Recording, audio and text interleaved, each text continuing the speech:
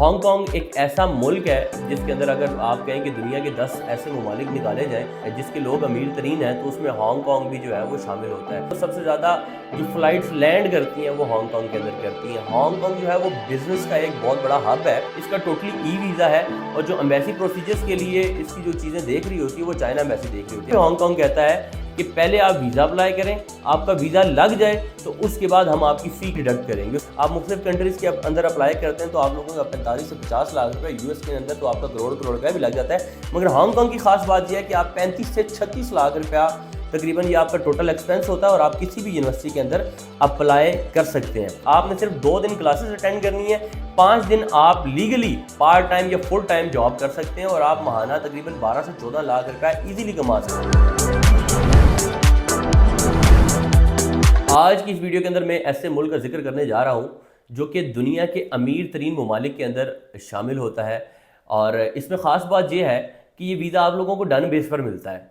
हमारी आवाम जितनी भी पाकिस्तानी आवाम है उनके आगे डन बेस का नाम लो तो बड़े अट्रैक्ट होते हैं। तो हमने भी कहा कि आप लोगों के लिए कुछ ऐसा प्रोडक्ट निकाला जाए जो आप लोगों को डन बेस के ऊपर मिले। तो वीडियो शुरू होने से कबल मेरी आप तमाम अहबाब से दरख्वास्त है कि जिन लोगों ने अभी तक हमारा यूट्यूब चैनल सब्सक्राइब नहीं किया वो कर लें ताकि आने वाली वीडियो से आप लोग बाखबर रह सकें। जिस कंट्री की मैं आज बात करने जा रहा हूँ उस कंट्री का नाम तो आपके सामने लेंगे, उसकी तमाम चीज़ें भी आप लोगों के सामने रखेंगे और किस किस कैटेगरी में आप जा सकते हैं, कितना खर्चा होगा, क्या चीज़ें होंगी, पहले क्या डॉक्यूमेंट्स देने हैं, बाद में क्या करना है, कैसे जाना है, तो ये तमाम चीज़ें आप लोगों को प्रोवाइड करूंगा। वीडियो शुरू होने से कबल मेरी आप तमाम अहबाब से दरख्वास्त है कि जिन लोगों ने अभी तक हमारा यूट्यूब चैनल सब्सक्राइब नहीं किया वो कर लें ताकि आने वाली वीडियो से आप लोग बाखबर रह सकें। अच्छा जी, हांगकांग के बारे में मैं बात कर रहा था। हांगकांग एक ऐसा मुल्क है जिसके अंदर अगर आप कहें कि दुनिया के 10 ऐसे ममालिक निकाले जाएं जो अमीर तरीन, जिसके लोग अमीर तरीन हैं तो उसमें हांगकांग भी जो है वो शामिल होता है। उसके बाद आप दुनिया के 10 एयरपोर्ट निकालें तो सबसे ज़्यादा जो फ्लाइट्स लैंड करती हैं वो हांगकांग के अंदर करती हैं। हांगकांग जो है वो बिज़नेस का एक बहुत बड़ा हब है।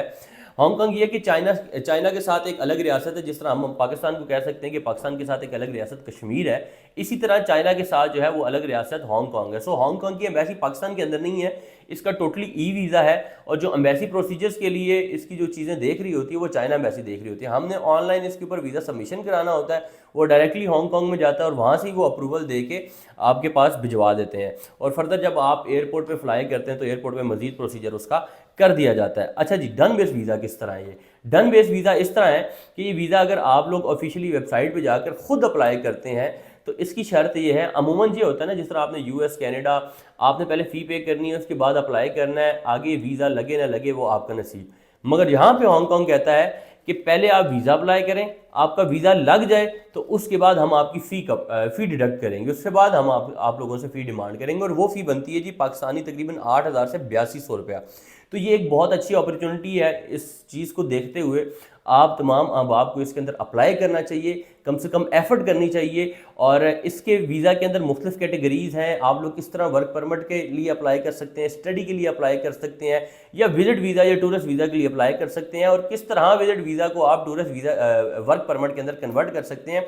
इस वीडियो के अंदर तमाम चीज़ों को मैं आप लोगों को समझाऊंगा, आप लोगों को एक एक चीज़ जो फैक्ट एंड फिगर है उसके हवाले से बताऊंगा। मेन सबसे पहले हम बात करते हैं कि हांगकांग जो है बेसिकली उसके ई वीज़ा की रिक्वायरमेंट्स क्या है। रिक्वायरमेंट्स नॉर्मल कंट्री की तरह ID card, passport, bank statement, approximately 18 से 20 लाख रुपए की पिछले 6 महीने की इसके अंदर आपको बैंक स्टेटमेंट रिक्वायर्ड होती है।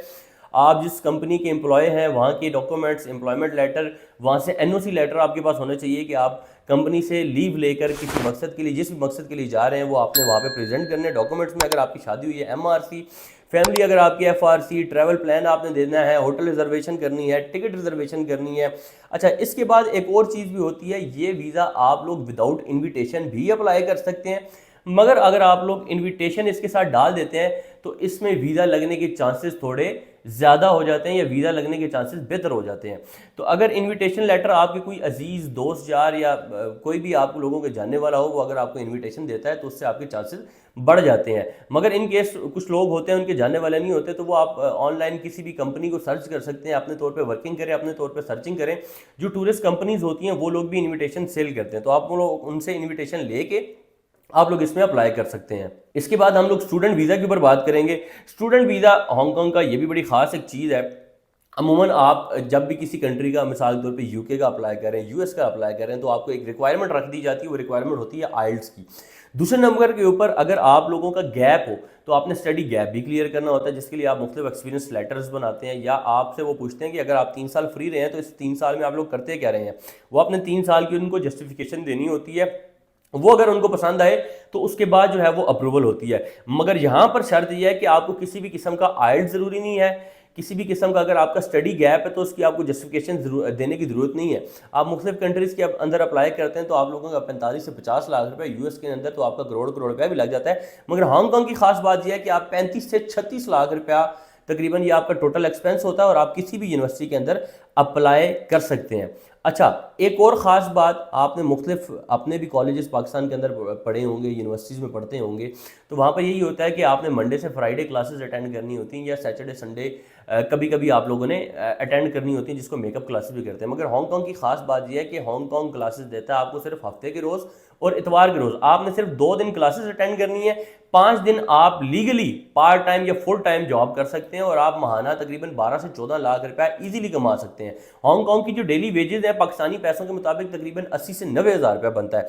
तो ये तमाम की तमाम चीज़ें हैं जो स्टूडेंट वीज़ा के ऊपर है। इसके बाद अगली बात करते हैं वर्क परमिट की। हांगकॉन्ग का वर्क परमिट लेना थोड़ा सा टफ होता है। क्यों टफ होता है? क्योंकि ये हाईली स्किल्ड लोगों को हायर करते हैं।